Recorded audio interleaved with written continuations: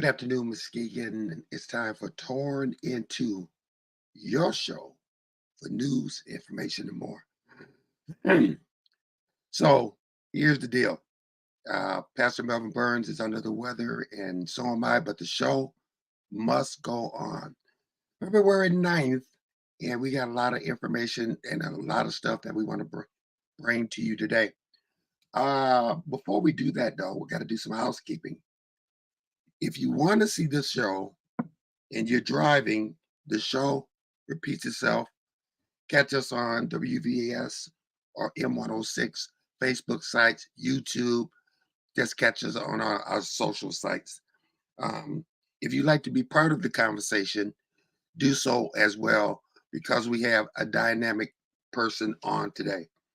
The weather for this week: today, high of 50, low of 38. Saturday, high of 38, low of 32 as it starts to chill out again.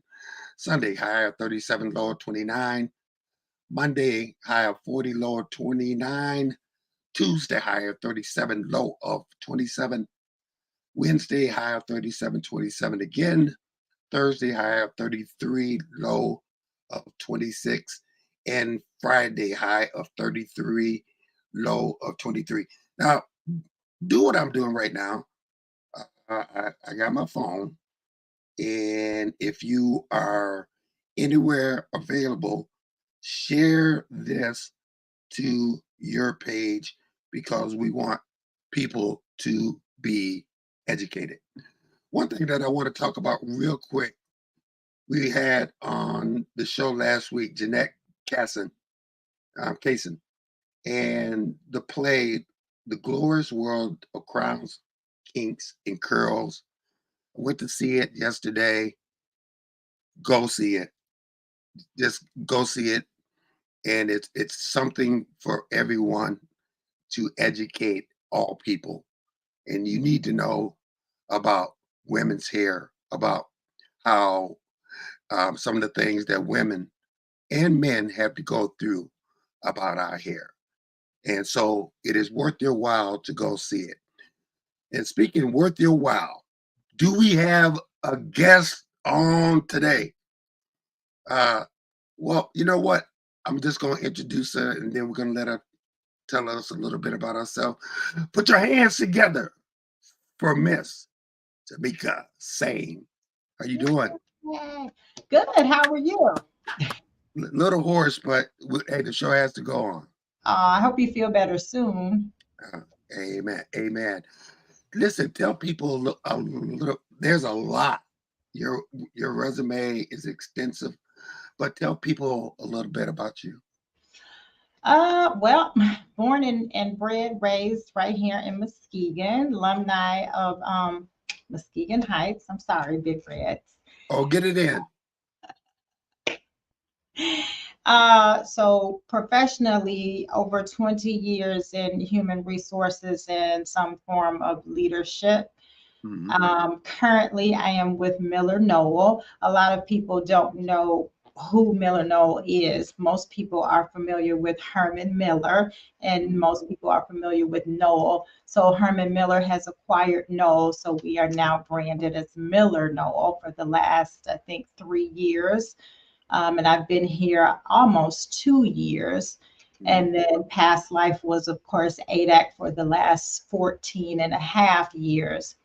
And then prior to that, I started the journey in recruiting and talent acquisition, and then business development, and then moved into the senior level over at ADAC, and now at a management level over here at Herman Miller.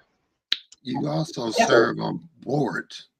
I do. So in my spare time, which is about 30 seconds, I do serve on some boards. So I'm just coming off of service with Reed Muskegon, and I currently sit on the board of directors for the United Way of the Lakeshore, and then Muskegon, a Covenant. And then I also serve as an ambassador for Muskegon Lakeshore Chamber of Commerce. So I've been doing that a little over 12 years. Yeah.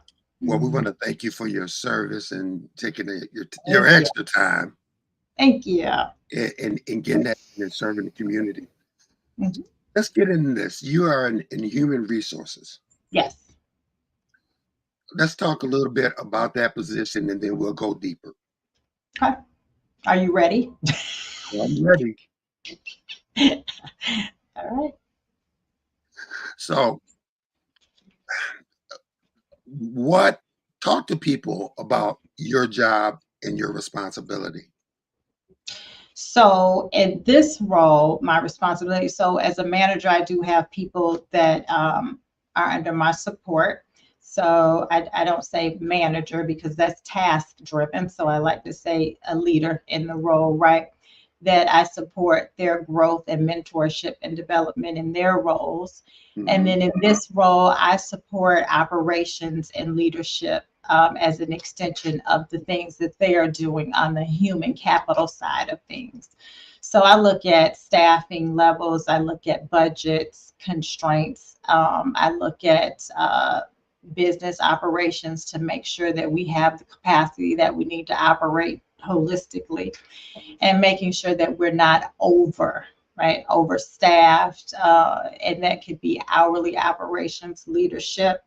Hmm. On the fun side of it, I deal with those disciplinary actions of leaders. So it's salary all the way down to hourly. So if it's performance, if it's conduct, behavior, culture, so I deal with all those things. And then on the other side of it, I also deal with implementation of DEIB work here too. So some foundational work to make sure that we are aligned with our new partner, which is Herman Miller, now Miller Knoll, right? And making sure we have those foundational pieces here to move the business forward because we have to make sure that the culture is the right fit. So I have that work going on, and then there's a myriad of project work that I do. So, You talked about the culture mhm. that is within the culture. Explain that for our listeners and viewers. So when we talk about culture, so I'll just take this facility for example. So there's always a perception of what a company is and what that looks like. There's also an internal and external community that we talk about. So when we look at our internal community, it's our associates and leadership here. And so we Hmm. want to make sure that the culture fits our team holistically. So we want to make sure that what we see in production, who actually makes us money, because I cost the company money, right? I'm value added on one end of the spectrum, but they produce and the product and allow us to get money, that we mirror what that looks like, right? Hmm. So for example, if I have, 60% minority workforce production, we want to make sure that leadership mirrors that. And so that introduces different cultures. And so we have to make sure that everyone understands that. So we have started having the DEI, so diversity, equity, inclusion, belonging conversations. So our leadership can understand how to, one, communicate to our associates, how to receive communication to our associates, and then make sure that everyone belongs at the same time and what that means and how people feel and all of those things. So, yeah. So you just said a lot as far as responsibility. Every day. Yeah. And so, I guess I've been on both sides. I've been on the hiring side, having a business. I've been on the firing side. I've Mhm, been on the union side. I've been on all sides. mhm, Um, Talk about the responsibility. The buck stops with you in some areas, and mhm. how that portrays on you. So, a little more clarity when you say the buck stops with me. So, do you mean disciplines or hiring or Yes. so? Okay, so when we look at hiring, we do have agency that hires for us, right? Typically, Okay. so all of our basic associates go through a third party, which is a deco, and that's how generally we get our operations labor in. Now, when I'm looking at salaried or skilled labor, that is where I may participate or a counterpart may participate in the interview process and then the selection process from there. But I do have a TA that works with me as well. So if I get, I don't know, 20 people that's interested, she has my criteria, and then I'll get, the true people that I want to interview at that point. And then, so I do have people that'll call, and ask me, hey, I need a job. And so I'm an advocate to say, yep, I can put you in at this point, but you're going to have to sell yourself. Right? I'm just not going to give you that. I will give you the opportunity always. And then on the reverse, when you look at terminations and disciplines, yeah, I am generally the one where they land in my office, and then we're having those, I call those conversations, where we need to make a decision. And I didn't get you at this point. You got yourself at this point. Now we just need to determine next steps, right? Probably are going to agree. I say companies don't fire, people fire themselves. Mm-hmm.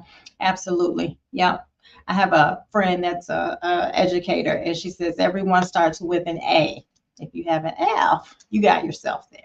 Wow, So, that's mhm, good. yeah. So, if I am looking for a job and I would like to work for your company, what are some of the steps for me to be a good um, person to like sell myself to be Mhm. a, a, a good part work a good person for your company?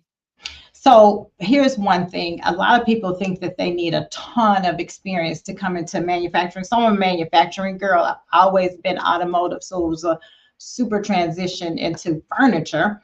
Mhm. But when you're talking entry level positions, I look for young adults that have come out of the food industry, right? Because it's fast paced, it's detail oriented, and all those things.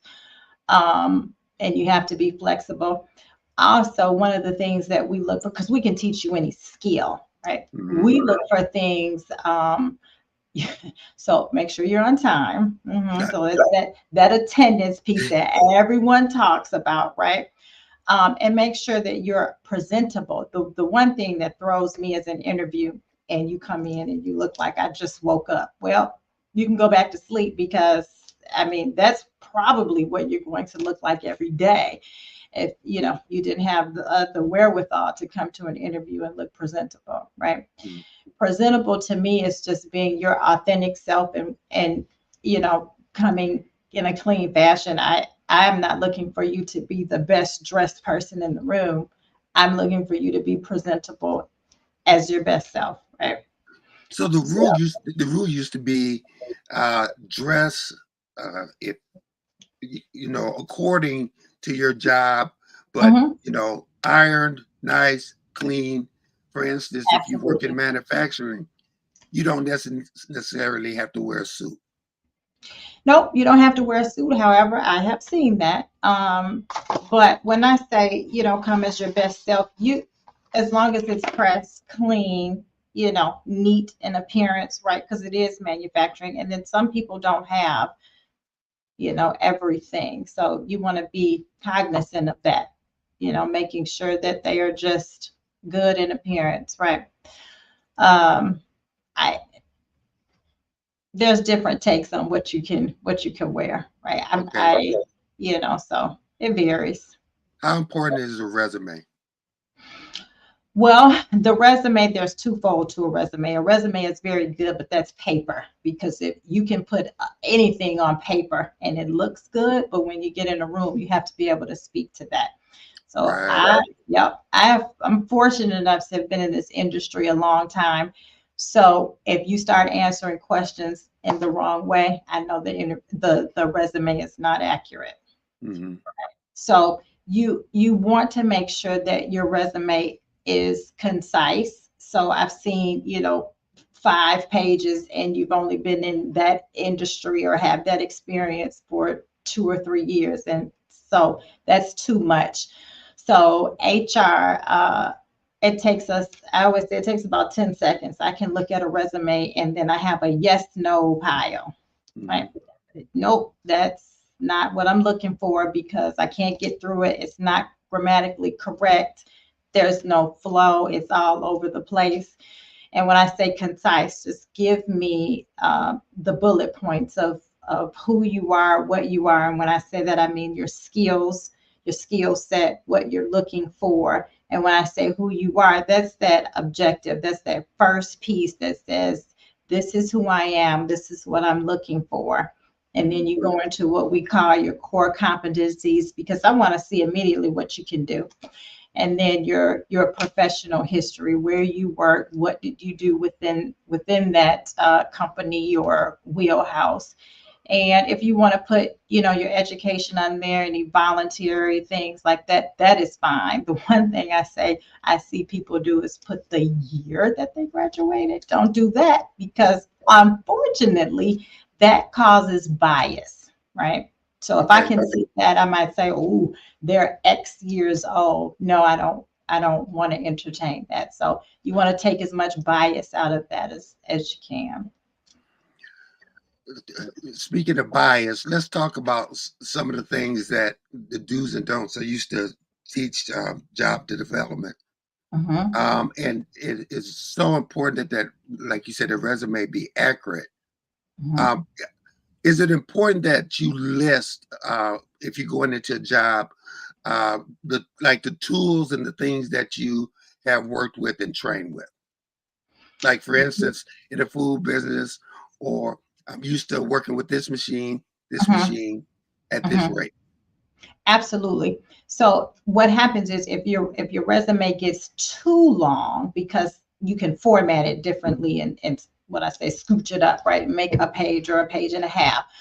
But you want to research the company and see what the company does. And then any transferable tools or machines that you've worked on, those are the ones you want to highlight, right? So Hmm. if you are looking at a company that has robots and you have worked in a company before and they do something similar, if they have certain machines and certain robots that they use, you want to highlight those.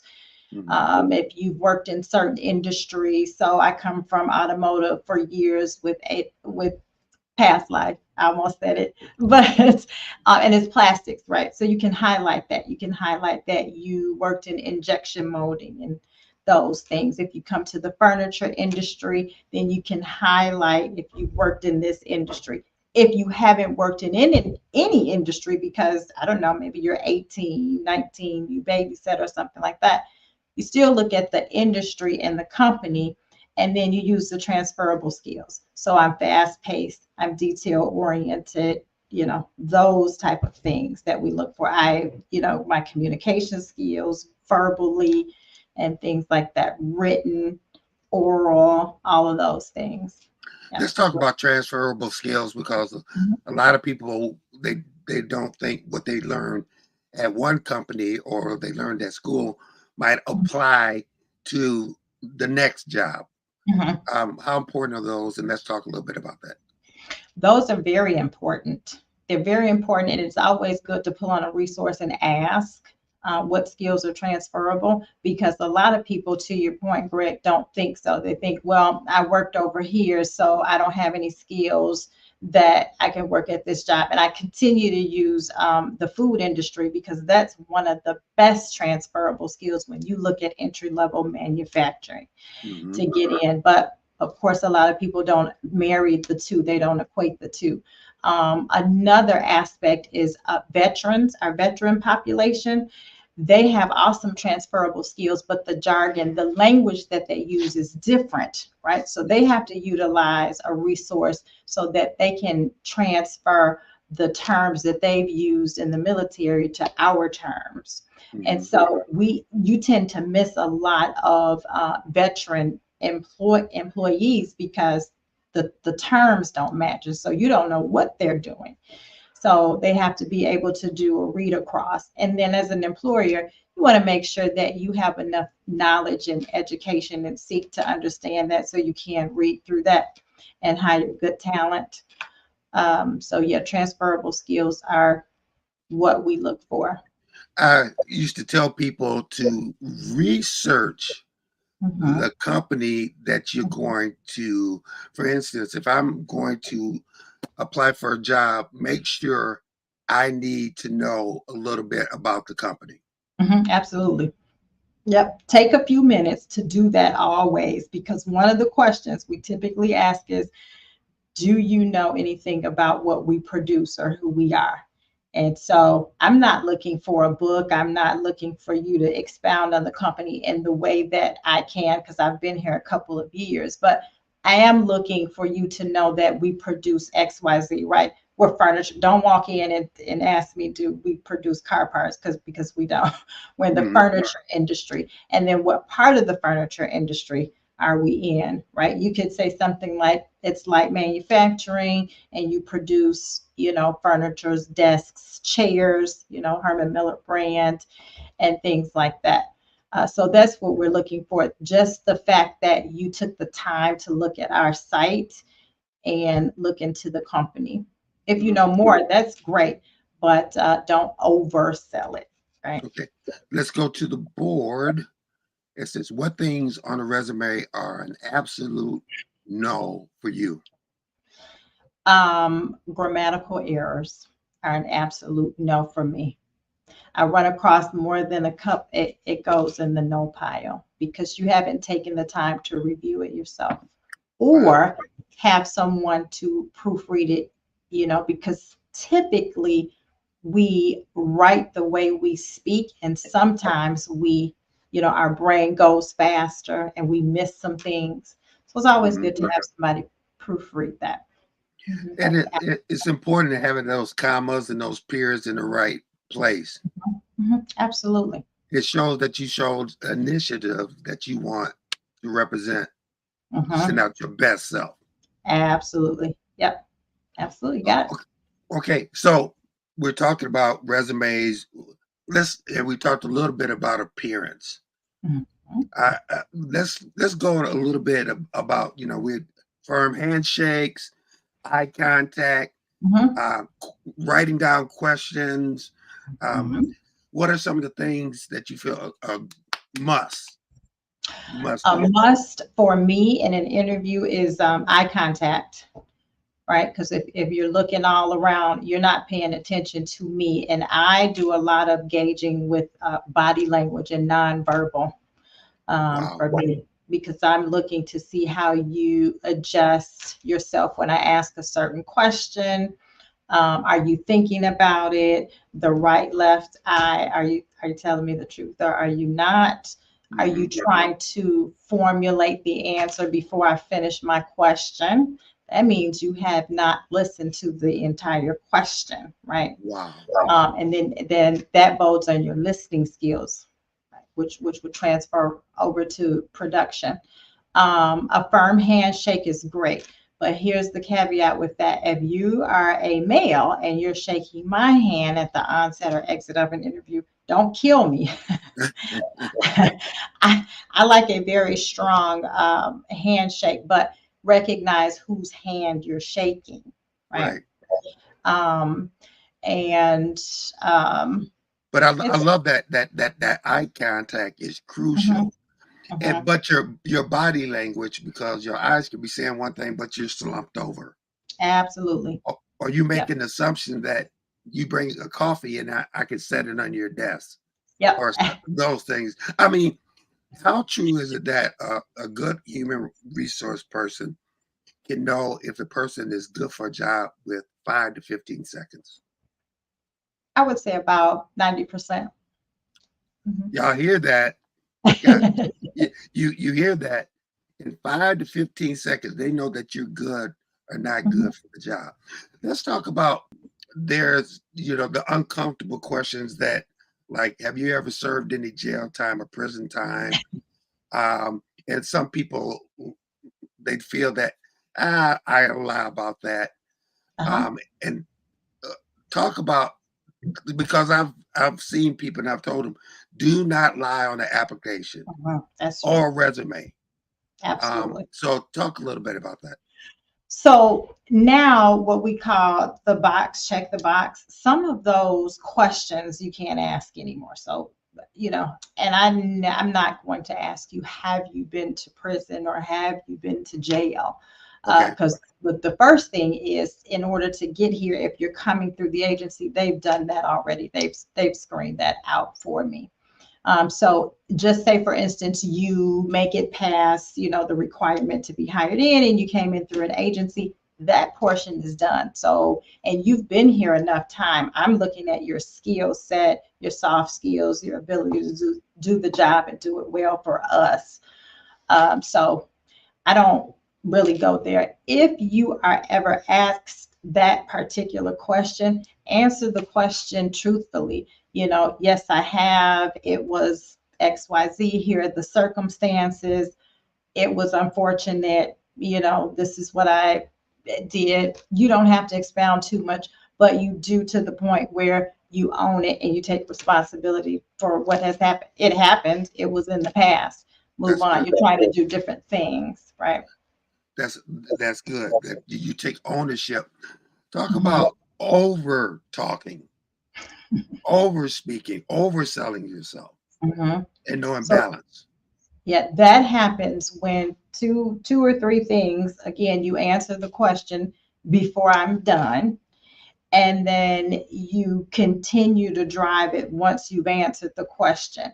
So answer the question as concise as you can. If we ask you for an example, you give an example. You can, but maybe one. But I don't need, a book on that. Hmm. So it is being very focused on what the question is. I always say, have your notepad with you, like I have mine, in case you ask me something and I jot it down. So have your notes, your notepad with you, because you may ask to come back to that question. I've had individuals do that. That shows me that you need to think a little bit more about the answer before you give it to me, which is good, because if you just give me something, you just fly out the handle and give me an answer, you didn't think that one through, right? What about the question that comes up? What are you looking for a salary? If you're new and it's entry level and you're open, fine. But we already have a range. So I always say, if your skill set says that, you demand XYZ, say that, because you're the one who has to live with that wage, right? If Hmm. if I say I'm gonna pay you $3 an hour and you say, oh, okay, but you need six, say you need six, Hmm. right? And then sell your skill set. This is what I need, and these are the skills that will support that, Hmm. So right? this is what I have for your company. This is what I bring to the Mhm. team. How about this question? How important is it that we don't be a lone fox, but we be a team player?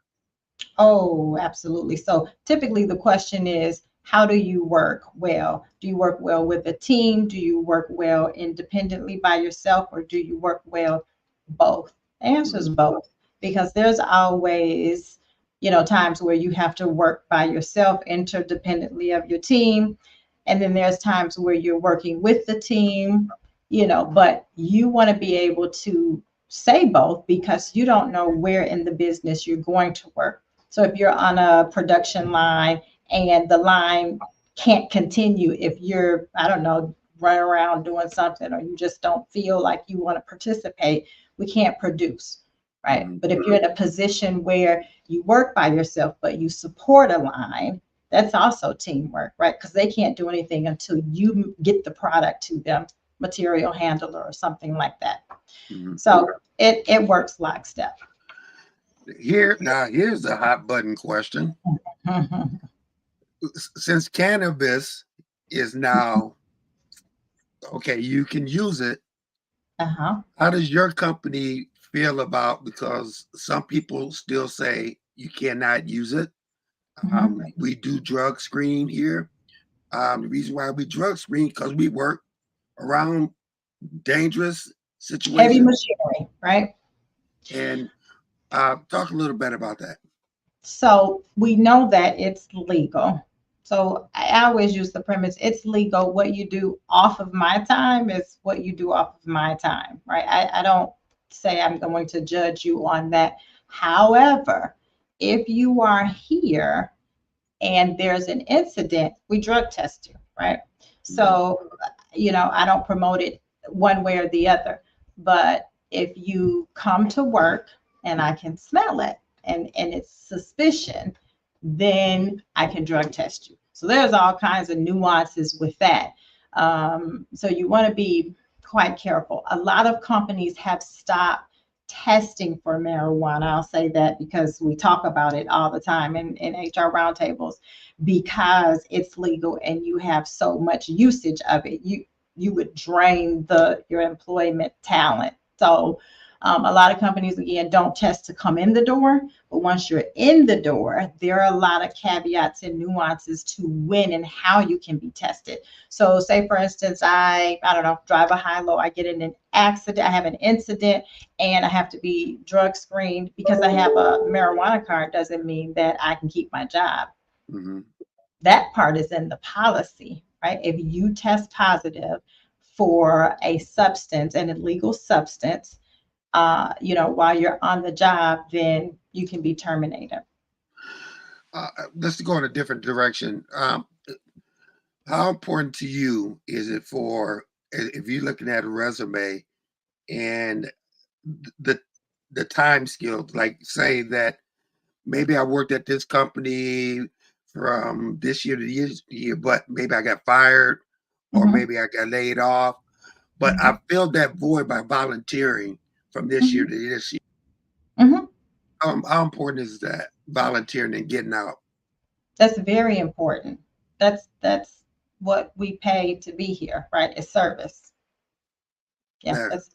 that's very important. So that shows a commitment to whatever internal, external community you're volunteering with. That Mhm. shows that you had some initiative to do something, you Okay. know.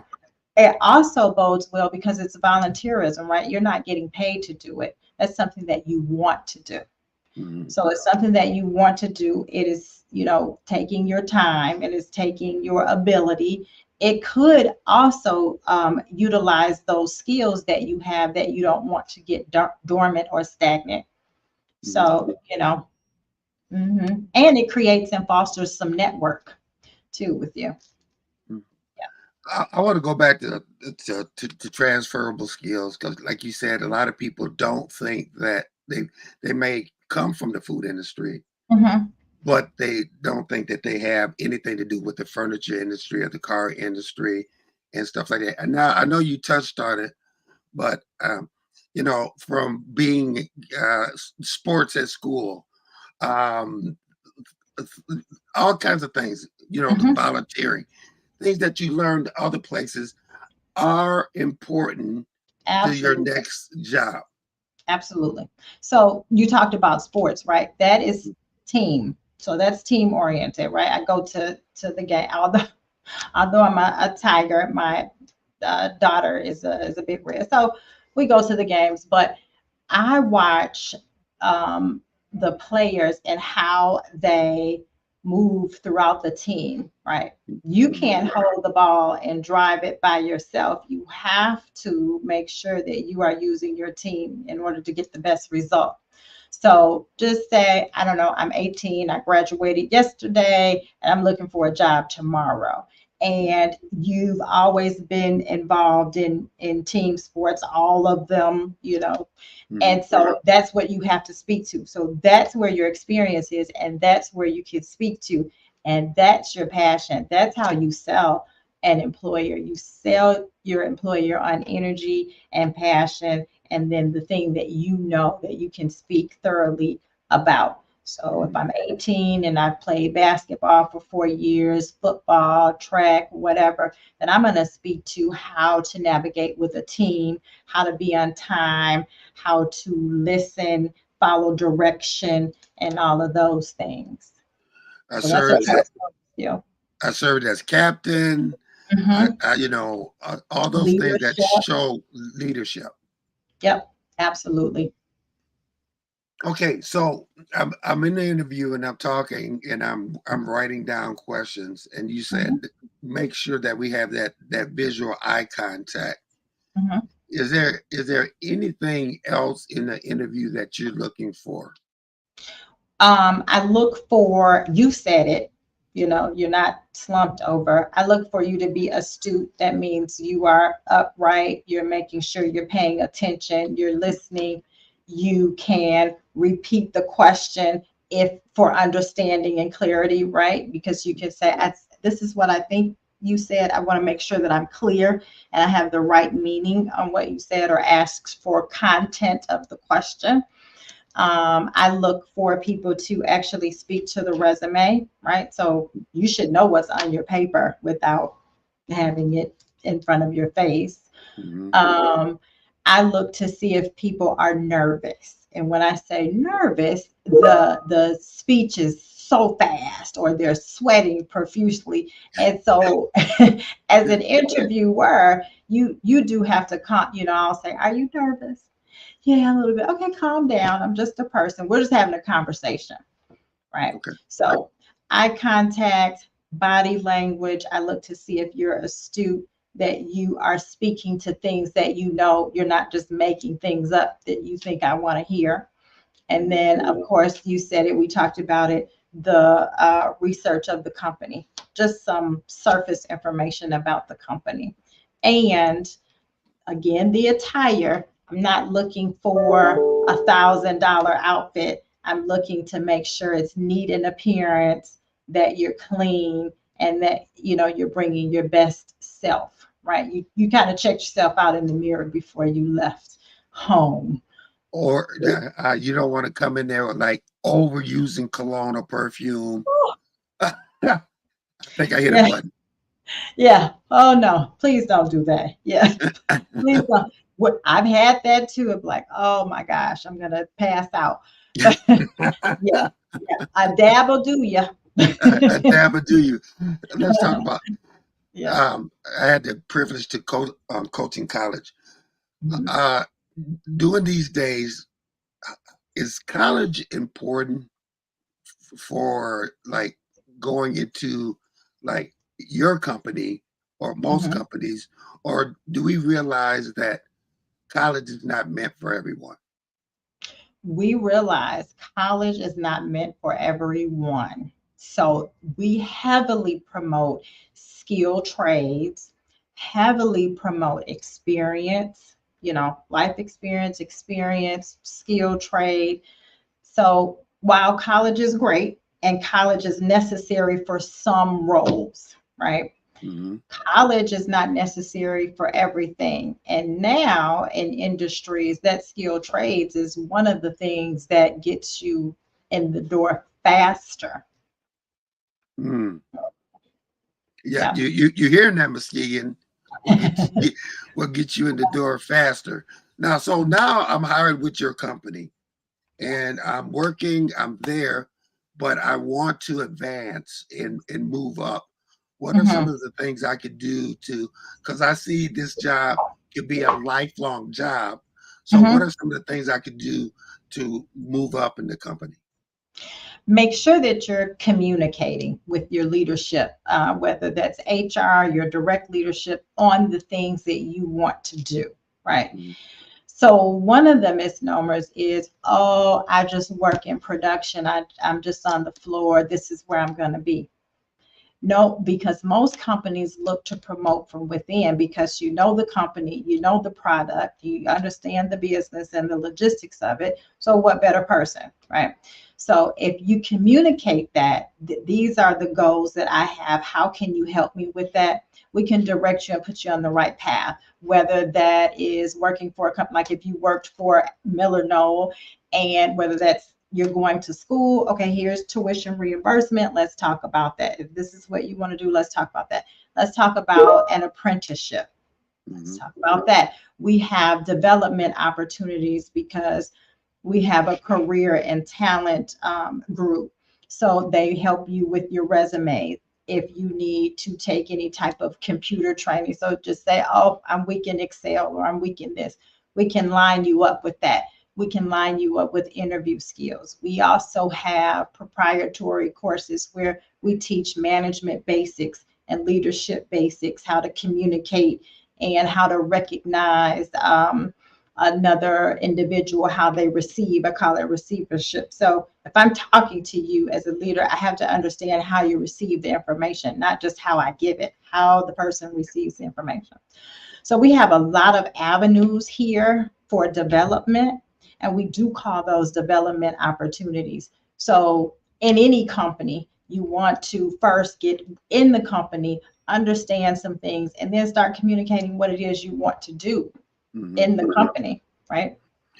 I was talking to somebody the other day, and he decided that his way of doing making a product is faster and better, Mhm. and it messed up the whole line. But he Mhm. didn't communicate with anybody else on what he was doing. He might have had a great idea, but wrong process. Absolutely. So everyone has processes, right, and procedures, and we have them designed for a reason.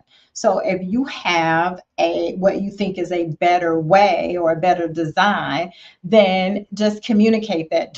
Don't do it in the middle of the process Hmm. because the process is designed to run a certain way. So if you think that you've looked at it, you said, I think I can put the cap on this ink pen at the third step and not the first step. Great. But you have to communicate the reasons why you feel that way. And what is it going to do for us if we change the process?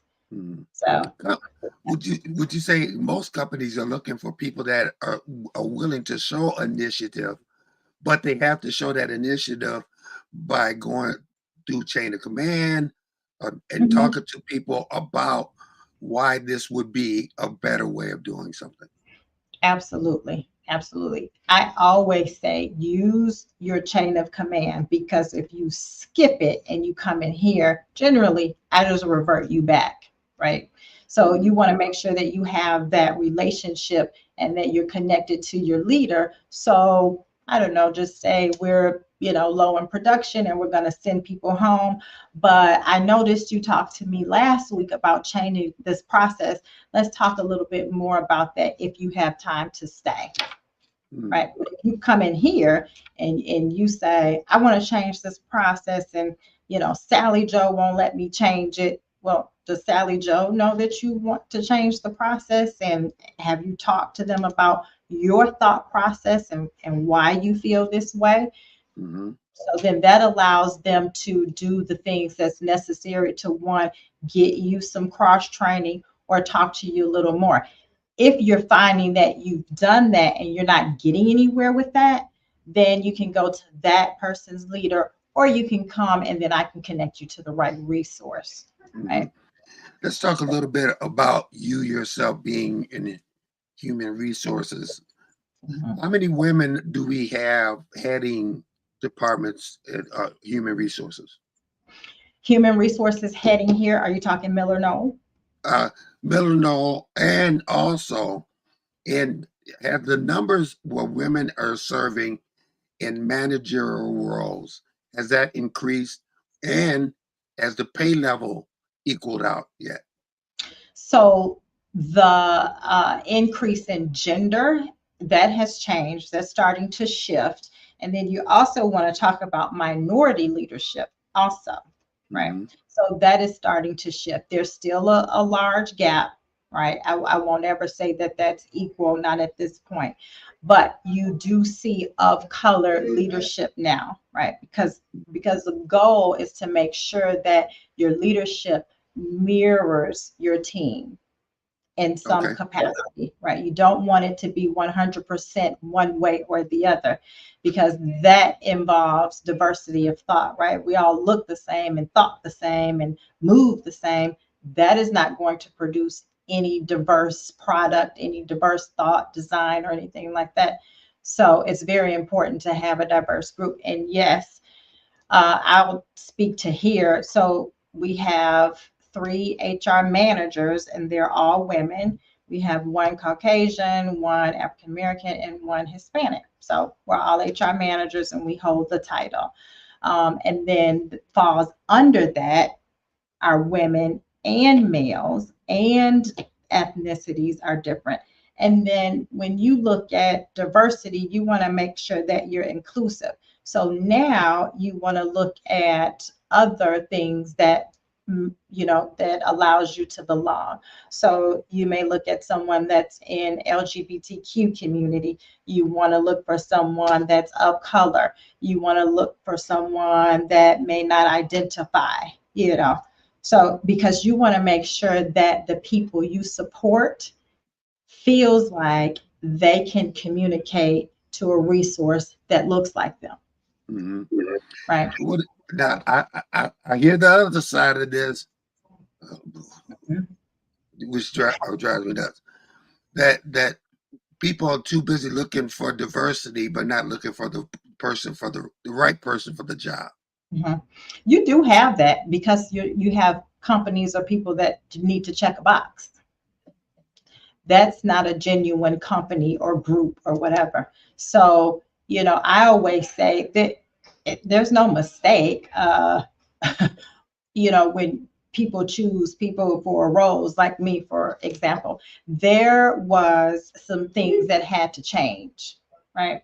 Hmm. And I'm very transparent. We need to start having some culture shifts.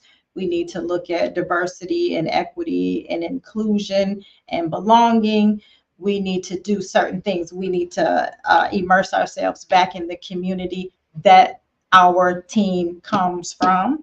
So Nice. you need to have someone that looks like me, but not just looks like me, but that can actually get those things done. So you could have an African American female that has no connection to community, internal or external, and they can't communicate to the team that's in here.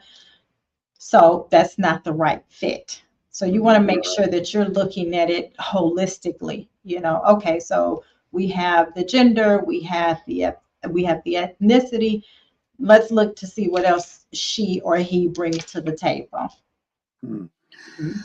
Let's talk about the right and the wrong fits. Mhm.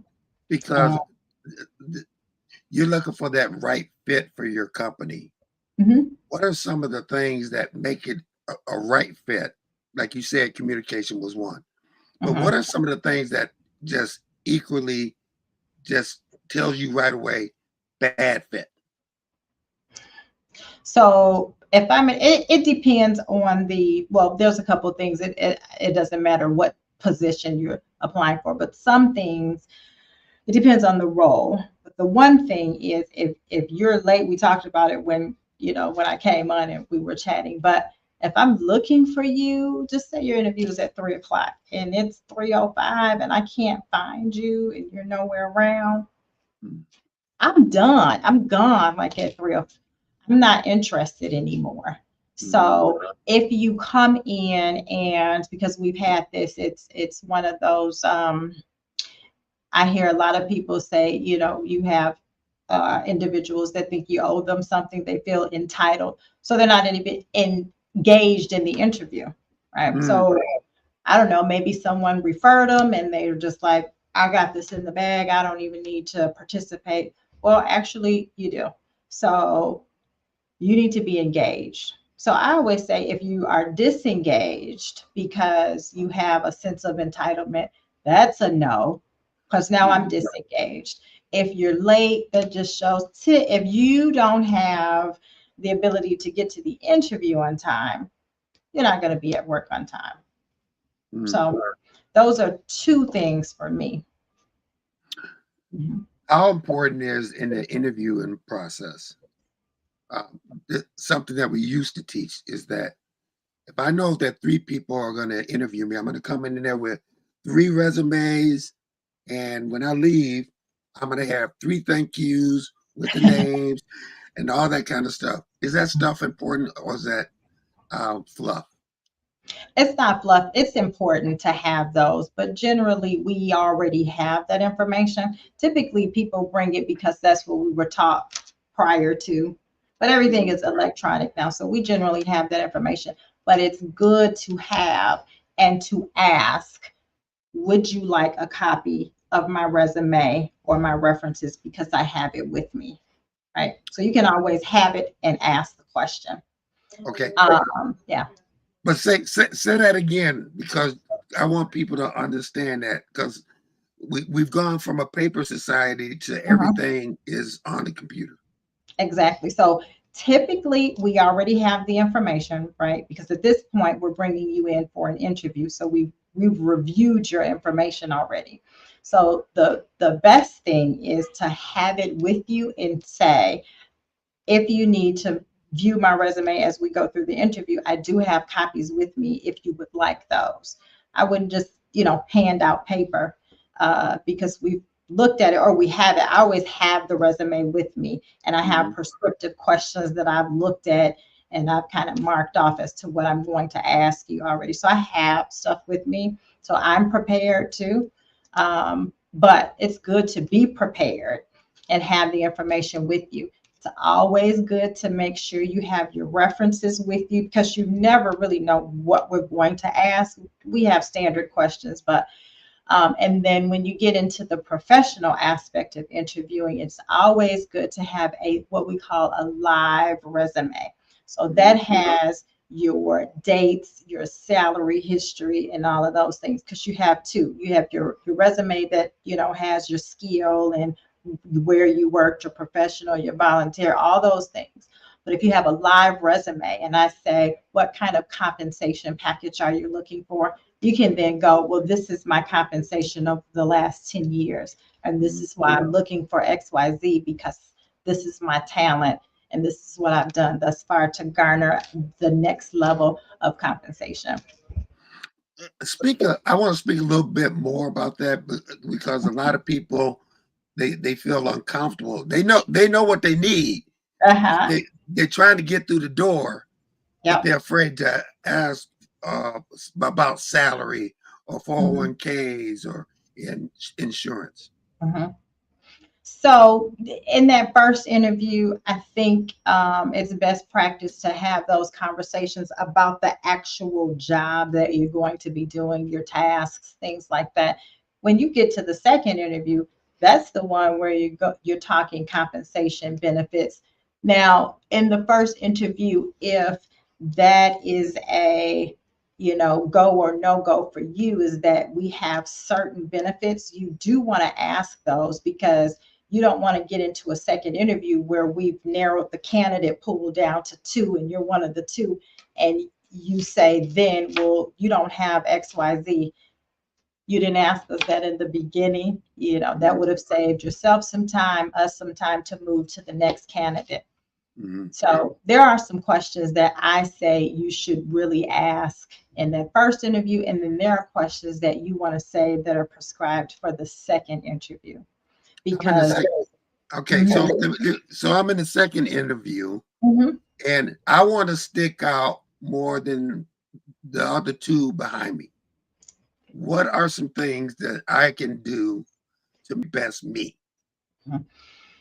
Ask questions. I don't know how many interviews I have, and you've gotten to a point and we say, are there any questions for us? No.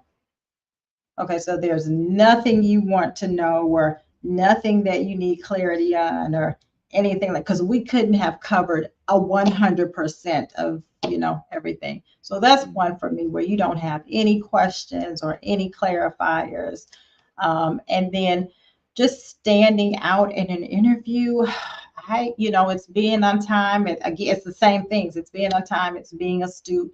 It's making sure that you looked at the company profile at least, and speaking to your skill set. Mhm. And it's owning your skill set. I just talk about what you can do and what you know. Don't talk about that over there because you don't know anything about it. It's just, you think that's what we want to hear. Talk intelligently and knowledgeably about the thing that you do best. I want to talk about, because we have 5 minutes left. Let's talk about social media. About you represent that company, but you go home and you put everything on social media, and you forget that what you put on social media is on there forever. Mhm, Talk a little bit, because that's not representing the company when you had a mhm. stripper pole. Oh, yeah, I said it. People just So, go crazy. so you have to be careful with social media, right? I have leaders that say, "Oh my God, they're on social media, this and they're looking for another job." Maybe. Okay, we'll go ask them why they're looking for another job. Maybe something happened, those type of things.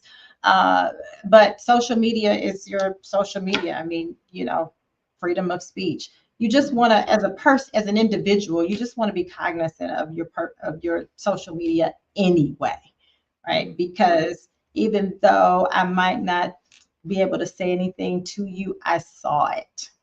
Right. So, you know, you just want to be careful. One of the things you want to be careful about social media, I tell people all the time, is it's fun, it seems fun, it's cute, it's haha. You take a picture of your coworker doing something silly on the production floor and you post it on social media, Mhm. and in the background you have some proprietary information or a process or product. Then we're having a conversation, because now a competitor can see that, or if now you're looking at proprietary information that's now out, you can delete it, but it's been you know screenshot, or you've sent it on, or something like that. So you really want to be careful about taking pictures and posting them within the company. Tamika, let's talk about people. I want you to go back and talk to a younger self, or talk to people that um, might want to go down a field. What would you say to that younger self? So younger depends on who the younger self is. If it's me, so let's just say younger self me. I would say one of the things younger self me would do is listen more. Younger self, right? So younger people, or whatever you consider young, sometimes we don't listen as much because we just naturally assume, oh, they haven't had this experience, or they don't know what I'm going through, anything like that. Typically, we already have, and we're giving you the knowledge so that you won't do the thing, right? Hmm. So we don't listen as much. So yeah, that's what I would, if it were the younger me. If I'm talking to, and I go to schools a lot, and I do a lot of speaking. Um, so one of the things I always say is pay attention. Make sure that you're having a decent conversation with people that are in the room or that you pass by. Make sure that you're presentable, because depending on who's in the room, we're looking and we do make assumptions, right?